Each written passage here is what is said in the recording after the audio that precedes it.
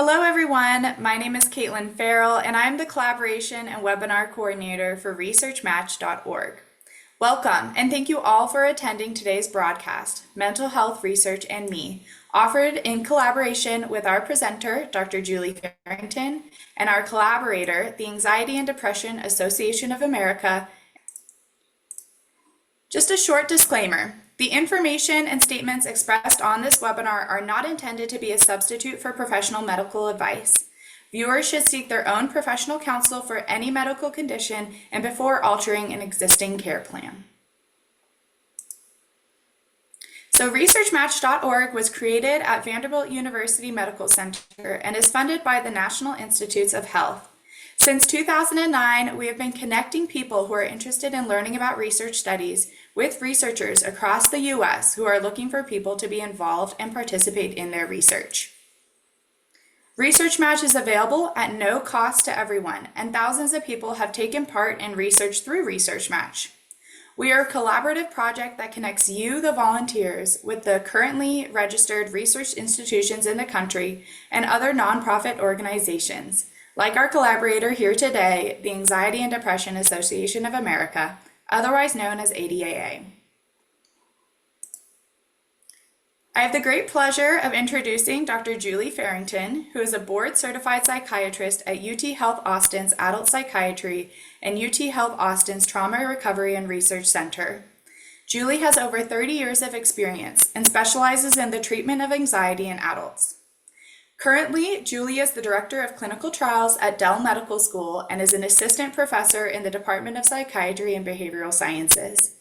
Julie works closely with the Anxiety and Depression Association of America and is here to speak with us about mental health research.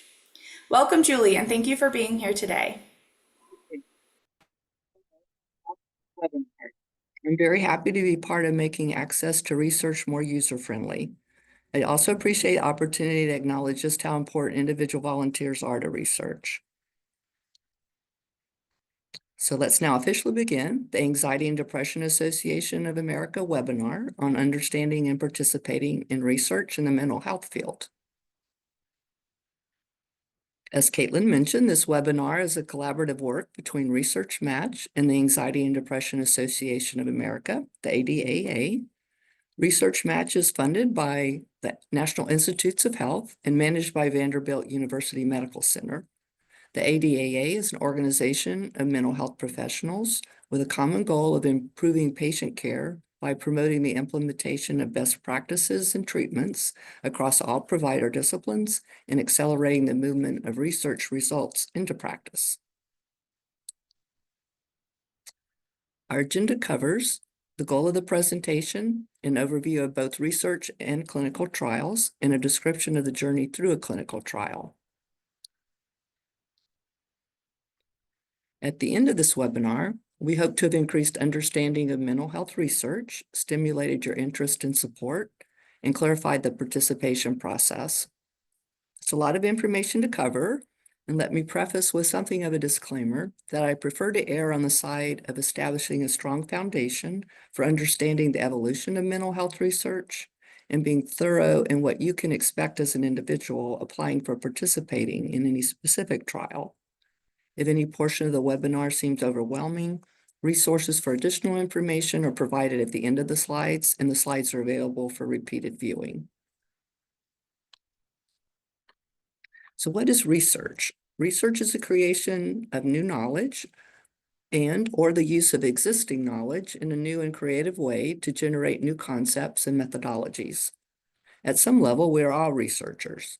Figuring out the fastest way to get to work or how to lower our grocery bill involves elements of research. You're gathering information, trying out ideas, and comparing outcomes. The goal of research in healthcare is most simply health. Healthcare research has led to an appreciation that there are many dimensions in defining health. As people are the focus, health research also has evolved with attention to safety and fairness. How do we understand research specifically in mental health? Mental health knowledge and research has had its own unique growth. Over time, we have grown to appreciating that there are many factors that influence mental health. And as such, the ideal goals in mental health research are further understand the complexity of being human, allow individuals to reach their optimal mental health, and make trial information available to everyone with potential interest and benefit.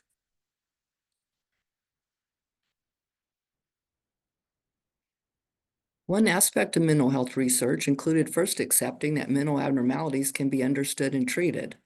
This has advanced our understanding to move past our earlier history of avoiding or isolating individuals with mental illness to discovering effective treatments.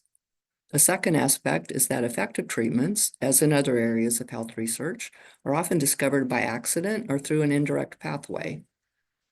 The discovery of the use of lithium as an agent for mood stabilization in bipolar depression and mania is a good example of one of the indirect pathways of mental health research. I'll give a brief summary, and for anyone interested in more details of the trail of lithium's discovery, there's a reference at the end of the presentation. It started with early research involved in using lithium, which is a natural salt in nature, to reduce gout symptoms. Measuring change in patients' urine was used to determine its effectiveness. This led one researcher to an idea while observing individuals with manic behaviors. The researcher collected urine samples from these individuals and injected them into guinea pigs, creating a potential animal model of human mania. The urine from individuals with the more severe manic symptoms was especially toxic to the guinea pigs. He then tried countering the effects on the guinea pigs by giving them large doses of lithium. The guinea pigs became more tranquil, but it was probably the result of too much lithium rather than a therapeutic effect. Nonetheless, lithium was further studied and found to be a breakthrough treatment as a mood stabilizer for bipolar disorder. This all started with animal studies and inaccurate hypotheses and urine samples stored in an Australian psychiatrist's family refrigerator. This discovery was also a gateway to exploring other potential treatments for disorders that impacted mental health as a concept of biochemical imbalances, setting off what is sometimes referred to as the psychopharmacological revolution of the 1950s, with discovery of antipsychotics and antidepressants soon arriving in its wake.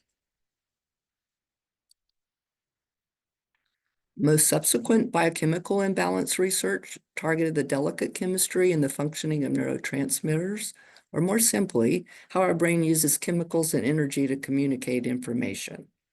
This slide demonstrates our understanding of the links between three neurotransmitters, serotonin, norepinephrine, and dopamine, and some of the behavioral aspects of human functioning.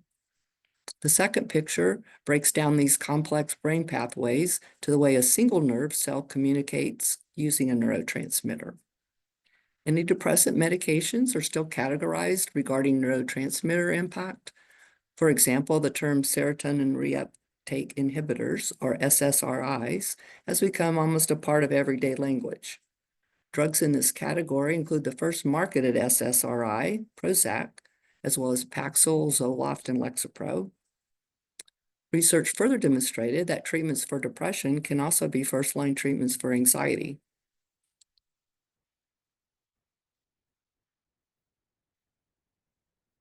There are many other things that influence mental health besides neurotransmitters, and how other things have an impact on mental health is, again, often noted while studying something else.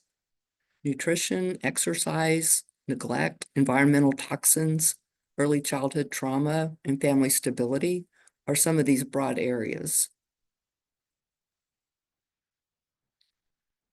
Current mental health research continues to explore more in depth the effects of exercise, nutrition, and the gut microbiome as treatments for major depression, and some findings show benefits comparable to antidepressant medication.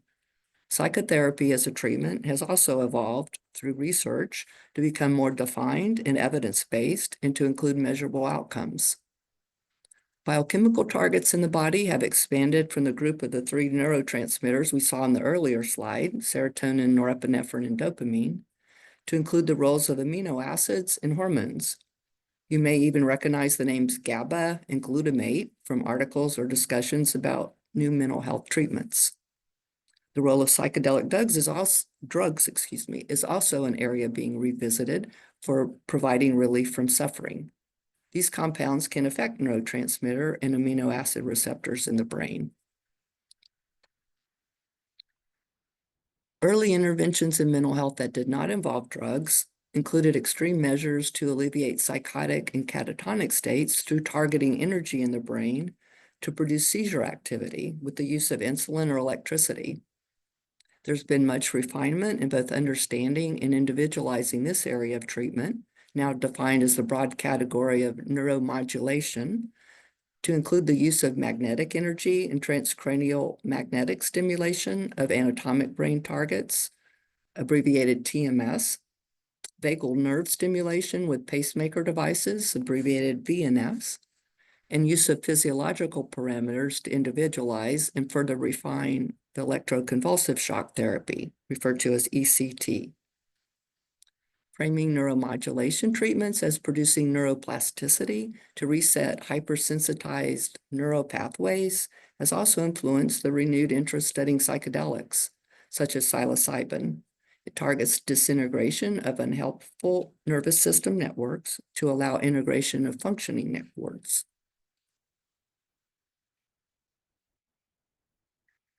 Lastly, an example of current advances in brain research at the animal model and wet lab or bench level of research includes using the technology of optogenetics. This technique, simply put, is using light to turn some neurons on or off and record the response of other neurons to investigate how the neurons work together. It's an exciting frontier that may further refine our ability to be more specific in both the understanding and the treatments of mental health.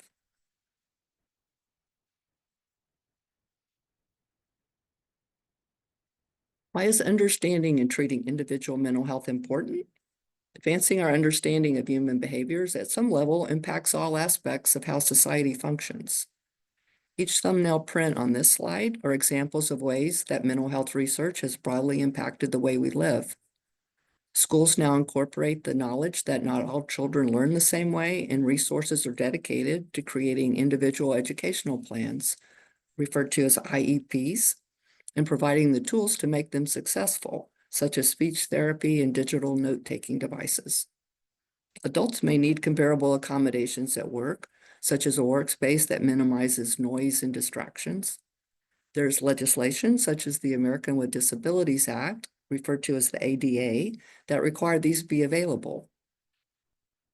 Criminal accountability as a function of mental health arose from realization that not all persons who commit a crime are able to recognize that the crime is morally or legally wrong due to mental disease. The concepts of competency to stand trial and not guilty by reason of insanity are complicated areas of the legal system and the ongoing subjects of both research and legislation. This has increased the ability to achieve justice and address recidivism. The relationship of spirituality and mental health is another complex area that touches on the overlap between mental health and free will. It is a two-way road where we realize that emotions are not exclusively governed by faith, and faith can be a very important part of mental health. All of these are examples of helping individuals to achieve the goals they want, decreasing suffering, and increasing our understanding of social needs. So what does all this information distill down to? And what relevance does it have to you? I'll begin answering those questions with two statements summarizing the individual and collective relevance. Mental health wellness is influenced by a complex mixture of social and environmental factors, cultural influences, and spiritual beliefs, in addition to the molecular and psychological targets of research. Mental health research impacts how we interact at many levels of society. Now let's move on to creating a foundation for understanding the clinical trials. If we have captured your attention and curiosity about mental health research and the benefits to both individuals and to larger groups, how do you decide if you may benefit from participating in a clinical trial? One starting point is asking if you are as well as you might be. Altered mood and anxiety can affect your sleep, energy, and appetite. Do you notice changes in those areas? Comparing your prior levels of functioning may be helpful. Has your participation or interest in social, work, leisure, or sports activities changed? Just asking yourself, does it seem harder than it's supposed to be, may be an effective self-assessment. There are also validated screening tools for mental health disorders available online and often used in primary care provider settings. One example is the PHQ-9 for depression. A primary care provider appointment may be a helpful starting point. Alternatively, you may already have a prior diagnoses and treatment and are not satisfied with your responses, or you want to explore an alternative form of treatment. Our next section focuses on helping individual navigation of the clinical trial process if you decide you want to participate. The first step is finding a trial that may be beneficial specifically to you.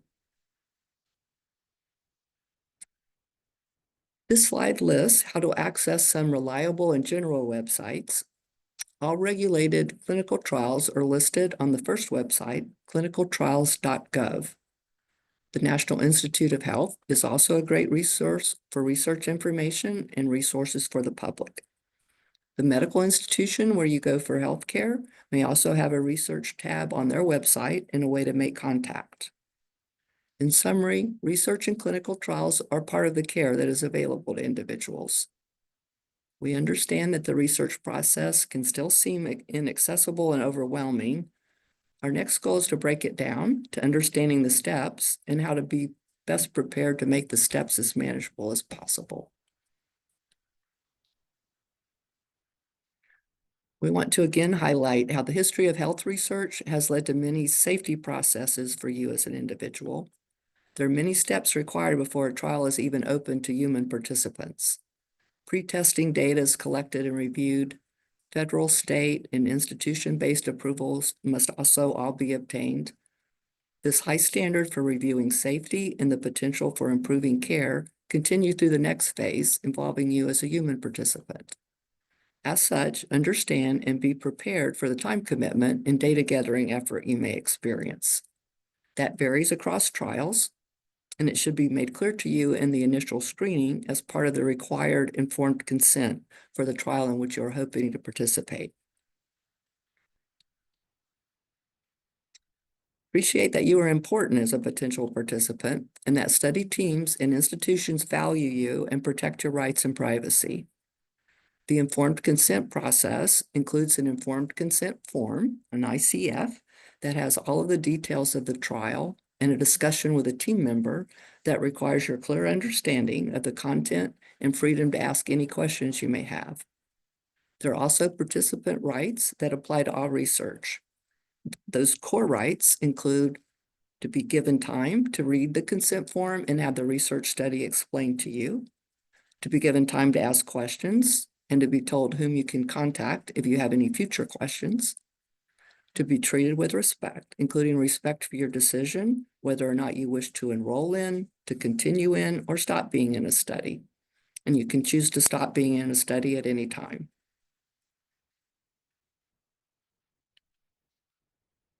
Before we look at the enrollment process and what happens after you're enrolled in a clinical trial, another potential outcome to understand is not being accepted to participate in a trial. What does it mean if you don't qualify for a study, sometimes called screen failing? It is very important to understand that this only means you didn't meet some specific study criteria. It doesn't mean you failed in any other sense. It doesn't mean you don't need support or treatment or aren't sick enough or are too sick. If you don't qualify for a specific trial, acknowledge any disappointment, but remain hopeful. Not qualifying for any specific study is a vulnerability, and you just invested a lot of effort to pursue help. There's still many options to investigate. Most important is to pursue what you have the energy for. This includes seeing a primary care provider or a mental health provider, looking for other clinical trials, contacting county and state-supported mental health services for treatment. And if you don't have any energy left, crisis support services can help you find support.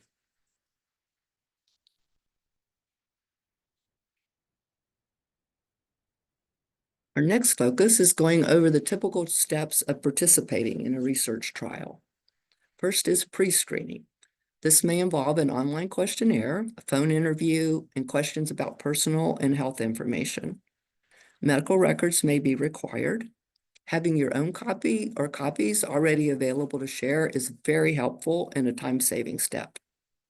Your personal and health information is protected by law. This includes requesting signed releases from you, adhering to the Health Insurance Portability and Accountability Act rules, referred to as HIPAA, and other confidentiality measures, such as anonymous subject IDs and data storage requirements. If you qualify at pre-screening, the next step is a screening visit. This is usually in person and may last up to 6 or more hours, depending on the study. It may involve diagnostic and rating forms and physical assessments, such as a physical exam, an electrocardiogram or ECG, an electroencephalogram or an EEG, imaging studies, and getting blood and urine labs. It may be helpful to think of the experience as receiving a very comprehensive assessment that you're paying for with the investment of your valuable time and effort. Now you've completed the screening visit evaluation, and now you're accepted as a participant in a trial. The next step is scheduling your study visits. These may require a specific time frame to adhere to. Other variables to be aware of are the length of each visit, if it is an inpatient or an outpatient setting, and the total number of visits required to complete the study. Each visit may involve repeating sometimes lengthy assessments. This may seem tedious, but is a necessary part of research to track the impact of the study treatment. Likewise, there may be repeated procedures such as imaging or blood draws. Some studies require having a support person present or available after a treatment for transportation or other potential needs. This can be a friend or a family member.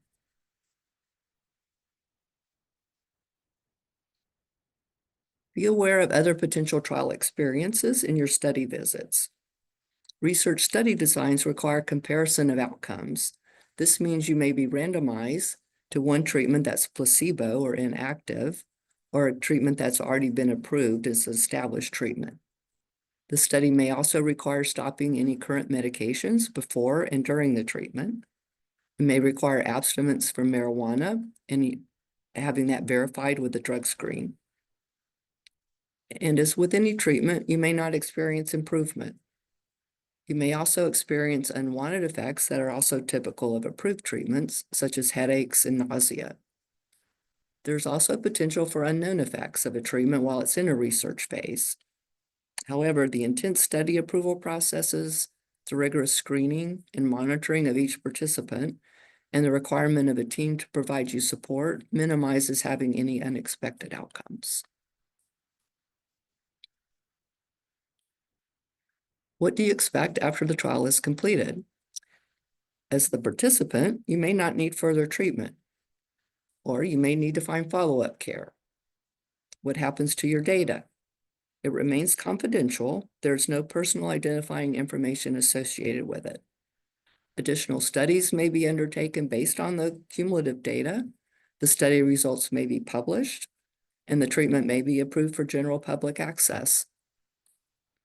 Be aware that other potential incentives to trials may include continued access to the study treatment. There are also sometimes financial stipends, such as payment for completing the trial, gift cards, or coverage of meals and parking. If you need follow-up after the trial is ended, we strongly recommend you prepare for this early in the study. Options include returning to any pre-study mental health or primary care provider you may have. The study staff may be able to provide you with community resources. Ask for these at the beginning of the study. Other resources include community, state, and federal programs. This slide lists some of the websites for finding follow-up resources.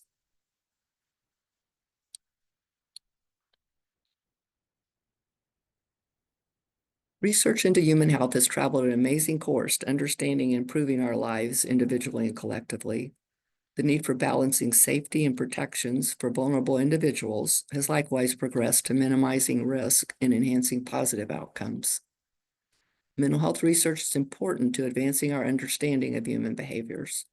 That understanding enables decreased individual suffering, enhances individual enjoyment and productivity in life, and positively multiplies across all aspects of how we interact in all the groups that go into making a society. I hope we have demonstrated that clinical trials allow exploration of novel treatments or new applications of established treatment, have rigorous oversights to ensure safety, comfort, and full disclosures to truly be a voluntary participation, should be available to anyone who may benefit and wants to participate.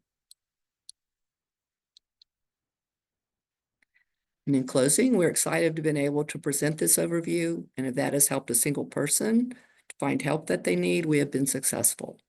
And if that single person is you, thank you for the gift of your time and listening and the gift of any future efforts you invest in being involved in advancing knowledge that may help both you and others.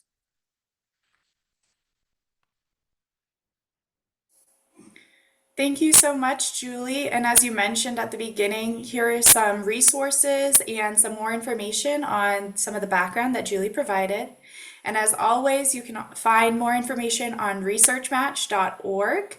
And you can also go to the ADAA's website for more information on current research and current opportunities within the Anxiety and Depression Association of America. Thank you again, Julie, for being here. Thank you. Take care.